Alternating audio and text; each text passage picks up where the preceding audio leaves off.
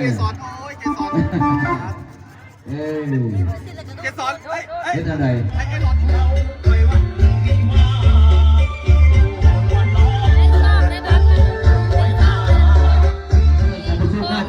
โอเคได้เราใหม่มาทุกคนเอาไปยังล่ะพี่น้องเอามาใจดื้อเนาะธรรมดาพระเต่าไม่เต่าเป็นตัวไม่ยาพระเต่าใหญ่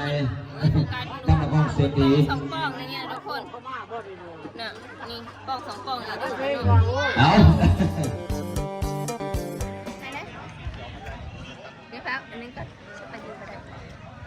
หนึ่งสองสบายดีเด้อทุกคนวันนี้มาพอกับเกสรสาวผู้ไทยแล้วดูว่าน้องเกสาวผู้ไทยทุกคนวันนี้น้องเก๋มากับสาวๆคือเก่าเนาะแถมแล้วกับผู้เดินรำสาวผู้ไทยนี่เด้ชนะสาวผู้ไทย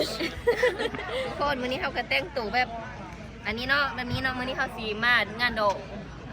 มู่ของน้ำแล้วทุกคนมู่ของสาวนางน้ำก็เป็นรุ่นของน้องเก๋ซึ่งเป็นสาวคู่ที่สอนอยู่โรงเรียนประถมบ้านน้องเก๋เองเนาะทุกคนตอนนี้จะมาฮอดงานแล้วแต่ว่าเพิ่นกำลังกักเกณฑ์ที่แห่เคยเลยได้ทุกคนที่เฮาประทับชมบรรยากาศกันเนาะนี่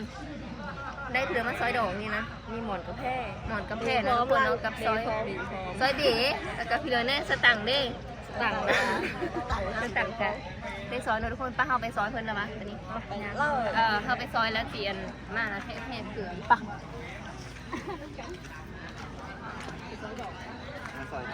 ตอนหน้าอันนี้น่ะอยู่กันเนาะนี่เข้ากันเลย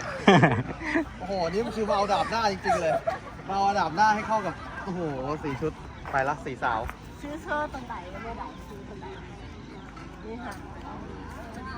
เพราะว่า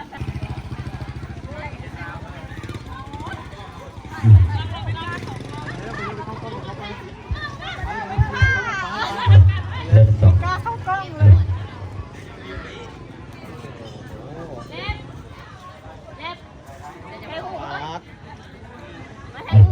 ฮัลโหล1 2ฮัลโหล1 2 3 4ฮัลโหล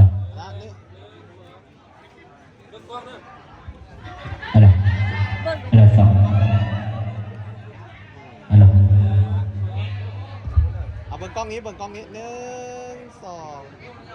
รูป1 2โอเคโอ้โหฮัลโหลซอยดอกกัน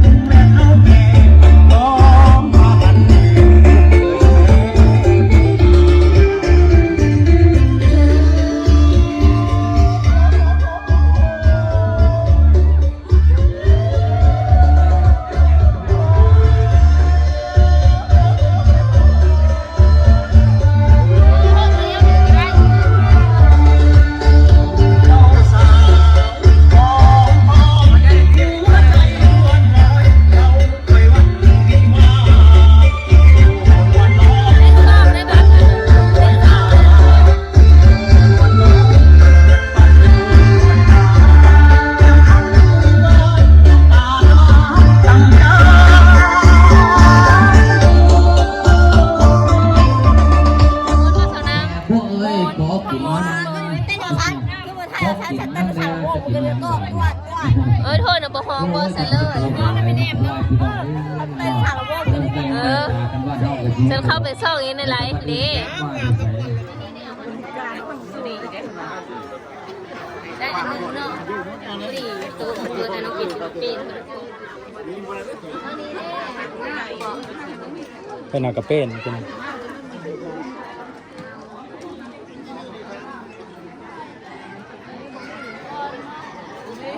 วันนี้นะเบิร์ดแล้วบ่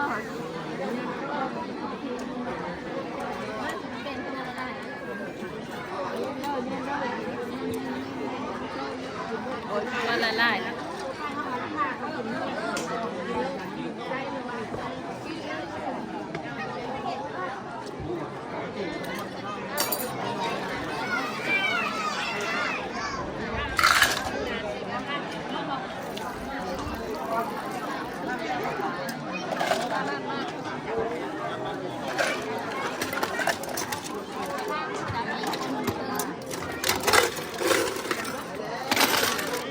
วันนี้น้องเกเป็นเจ้าภาพมาเนี่ย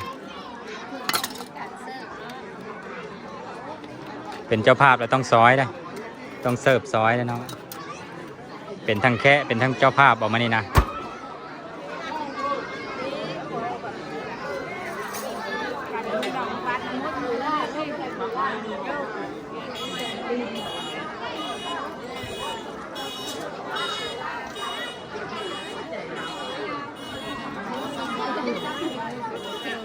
โอ้ซักมากจะแยกฟองไว้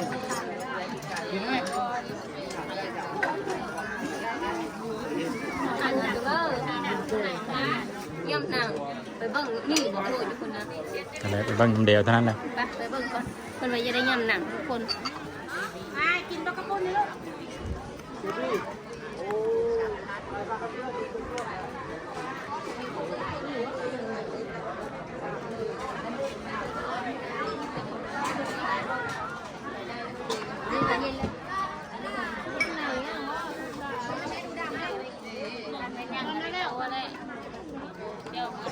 ยังจะลาบ นี่เป็นเพื่อนจ้ะ ทุกคนหลับผมก็ย่างอยู่เนาะสุกบ่ได้เพราะว่า มีเบิ้งพุ่นบอกหรือว่าเมดตอนนี้บอกยังเลยแต่กระปุ้นกับลาบเนาะ อันนี้คุณเจสันตุเขา โต๊ะกัน เห็นจะซื้อได้เห็นแล้ว เบิ้งแขกเด้อเบิ้งแขกเบิ้งคนเด้อ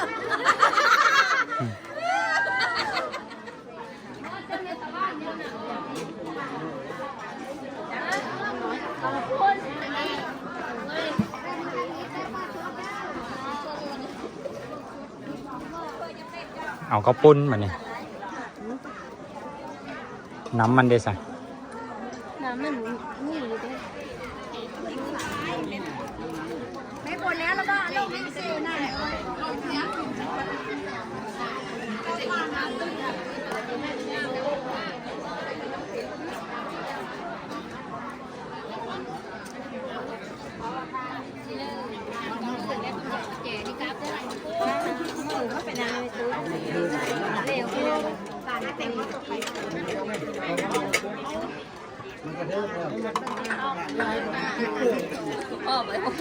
เก็บไปไว้ก่อน ให้คนตาดีเขาออกกันเป็น ยายน้ำสบายดียายน้ำโอ้ยยายน้ำนี่เราทุกคนตอนนี้มานั่งโต๊ะแล้วจ้ะไอเอากล้องได้ตะบ่า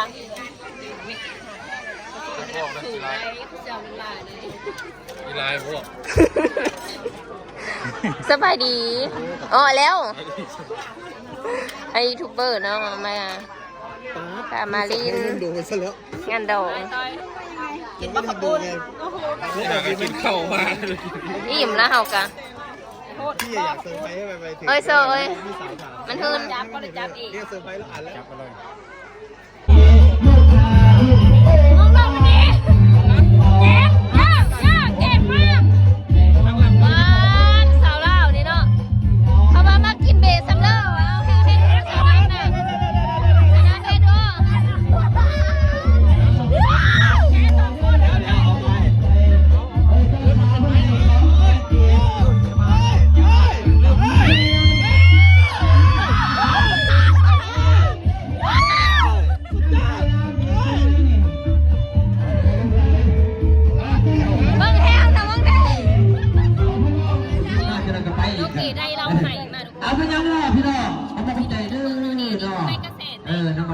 ไม่เจ้าไปซื้อไม่ยาภาษาวิจัยตั้งแต่ห้องเสียดี สองปองเลยเนี่ยทุกคนน่ะนี่ปองสองปองเลยทุกคน เอาเพื่อต้องการทักษะสิ่งเวลาอาจจะได้จังนะยังต้องเบียร์กันเรื่อยเนาะถ้าเมื่อกี้เรากินเบียร์มันกระบวนในพี่น้องนี่เนาะสู้เรากินหม้อแล้วกระบวนถ้ากินกระบวนส่วนเนี้ยมันนอนเป็นพิการ ดูลายละเมาแล้ว กินแล้วไปหน้านอนอยู่เถียงมันเป็นยังพี่ก็ไปหาผู้สาวเพี่สิให้เขาเห็นนะเลิกโอเค ก็หันมาพี่แหละเราจะปล่อยเลยรู้ว่านี่จะเป็นไงทางหมอสมศักดิ์ เราให้ทุกคน ทาง เป็นซีไซส์เมกะเซนทุกคนเป็นปองนี่เนาะเป็นจอปองแต่นี่คือดูได้เลย เห็นใจกันด้วยถือกันว่าแกว่าขวาแดดร้อนก็พยายามพี่น้องเลยพาเชิญสั่งด้วยแต่ตอนนี้เราเนี่ยเปิดตัวเองเลยแบบนี้เพื่อนกันโอ้ย ถ่ายในคลิปเงาบุ๊ด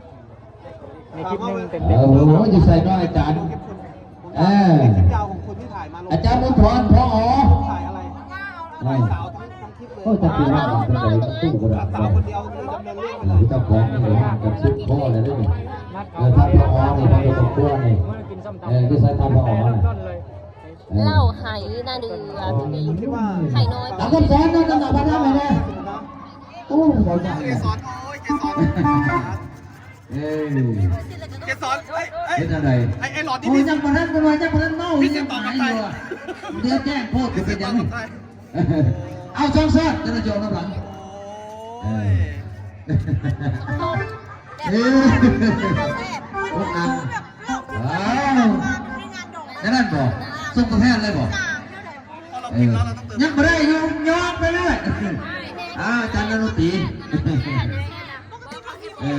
เสียงกันเด้อจะตังเด้อพี่น้องเลยมันไม่ได้ติดต่อกันแน่แต่ก็ส่งกันแต่ว่า